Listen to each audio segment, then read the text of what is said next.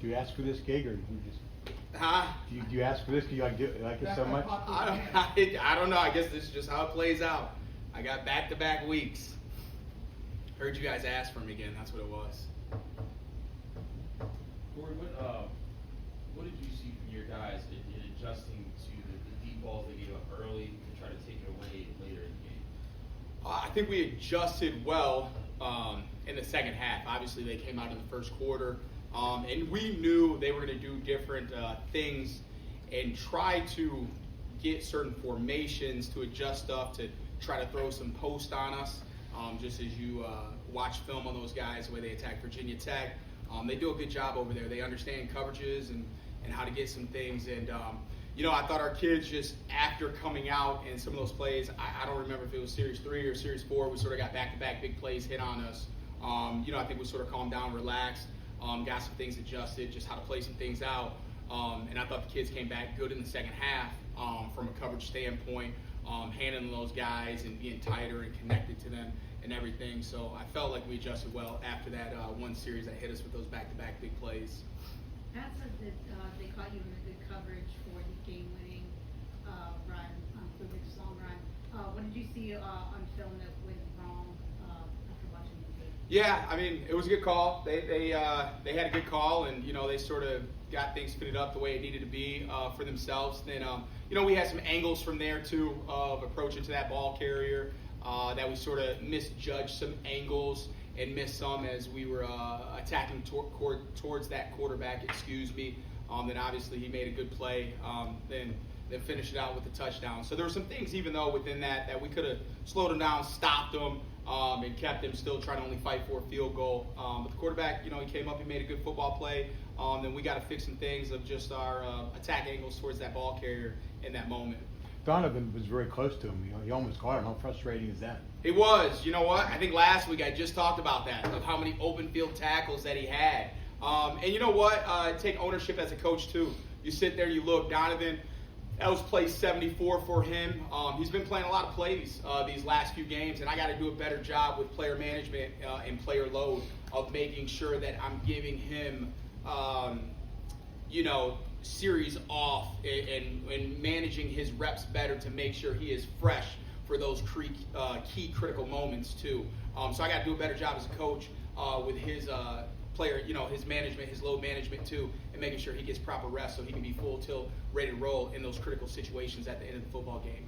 Does that have to be like a dialogue between you and Donovan about, like, hey, how are you feeling, but also, no, Donovan's not going to want to come off the field? Yeah, I mean, he's a competitor, right? So he wants to be out there, but at the end of the day, what we do is always going to be best for the kid, and he understands that. We've substituted him throughout the season.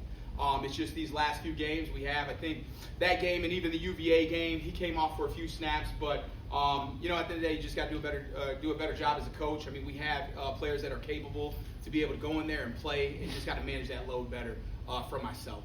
But no, he's very understanding. Now, he might be next to Coach Collins like, I'm ready to go. But he's got to understand, we got to do a good job so he's ready at the end of those football games. As the assistant head coach, what do you see from this team as a whole on how they're trying to bounce back from 3 straight losses, this team went from 7 straight to 3 straight, and trying to get back on track to finish strong despite the disappointing past few weeks? Yeah, I mean, there's been some letdowns and obviously challenging where you start.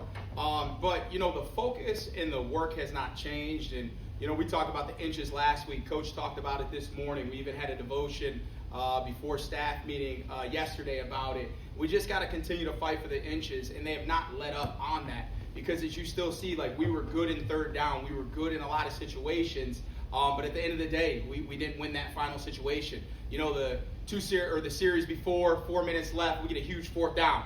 We won that one right there, all right? You can't get too high, you can't get too low. Coach Junker would always say it to this football team when he was, here, working here. And just like that, you win those inches right there, you got to come back and be ready to win the next set as well.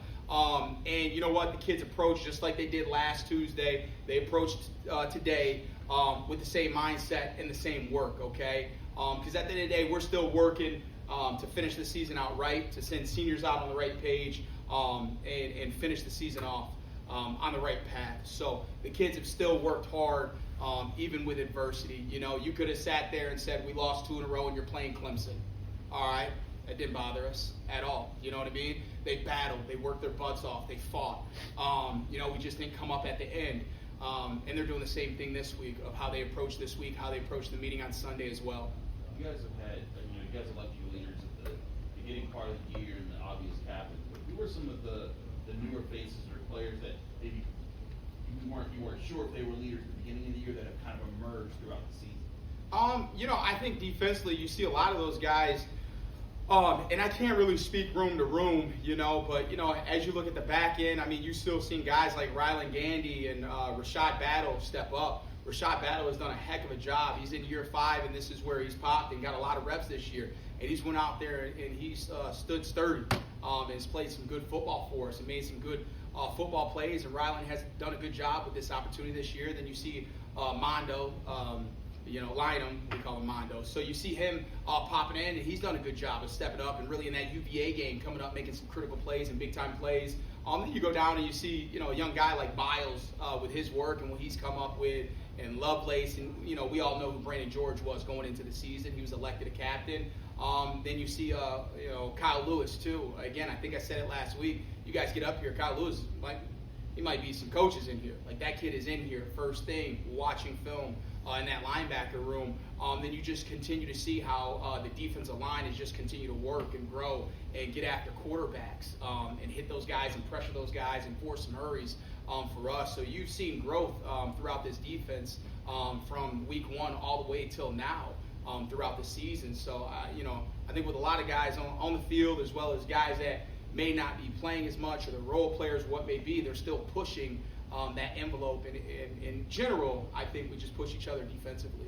Since you mentioned him, I'll ask about him. I mean, Pat said a while ago that Kyle is an all-ACC linebacker, very deserving of that spot. I mean, is he deserving of, you know, All-American considerations? Well, I don't do the voting, but I know I love that he's on our team every single Saturday.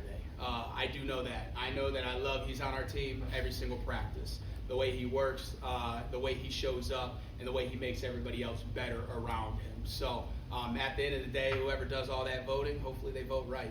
But I think Kyle Lewis is a stud, and I love the way the kid approaches the game. And it's not only like, oh, he makes these splash plays, he makes these big plays. No, he makes good, consistent plays too, and he shows up every single day. So that's the cool part, to see the work that he puts in, to see him to be able to receive that on Saturdays of all that work and see those plays made for him. And when you say he makes people better around him, what do you mean by that? Just work ethic. And again, I don't think we have a bunch of just vocal guys. Like, you look at Brandon George is a vocal guy. Like, he pushes guys, okay?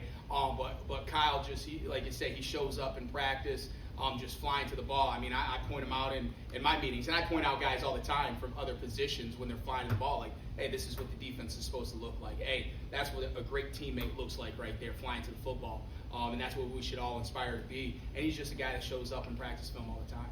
This is the second year in a row you've prepared for Louisville. What stands out to you about Jeff Brom?